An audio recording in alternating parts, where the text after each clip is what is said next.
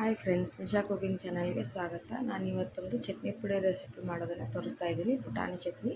ಇದಕ್ಕೆ ಒಂದು ಬೌಲ್ ಪುಟಾಣಿ ತೊಗೊಂಡಿದ್ದೀನಿ, ಜೀರಿಗೆ, ಉಪ್ಪು ಮತ್ತು ಒಣ ಕೊಬ್ಬರಿ, ಖಾರದ ಪುಡಿ. ಈ ಪುಟಾಣಿನ ಬಿಸಿಲಲ್ಲಿ ಚೆನ್ನಾಗಿ ಒಣಗಿಸ್ಕೊಂಡು ತೊಗೊಳ್ರಿ, ಅಂದರೆ ನೈಸಾಗಿ ಬರುತ್ತೆ ಪೌಡ್ರು. ಫಸ್ಟು ಇದನ್ನು ಹಿಟ್ಟು ಮಾಡಿಕೊಂಡು ಆಮೇಲೆ ಒಂದೊಂದೇ ಇಂಗ್ರೀಡಿಯೆಂಟ್ಸ್ ಸೇರಿಸಿ ಪುಡಿ ಮಾಡಿಕೊಳ್ಳಿ. ಉಪ್ಪು ಹಾಕ್ಕೊಳ್ಳಿ, ರುಚಿಗೆ ತಕ್ಕಷ್ಟು ಹಾಕ್ಕೊಂಡು ನೈಸಾಗಿ ಗ್ರೈಂಡ್ ಮಾಡಿರಿ. ಈಗ ಇದಕ್ಕೆ ಜೀರಿಗೆ ಮತ್ತು ಖಾರದ ಪುಡಿನ ಸೇರಿಸ್ರಿ. ಫಸ್ಟು ಹಿಟ್ಟು ಮಾಡ್ಕೊಂಡ್ಮೇಲೆ ಆಮೇಲೆ ಎಲ್ಲ ಸಾಮಗ್ರಿಗಳನ್ನು ಹಾಕಬೇಕು.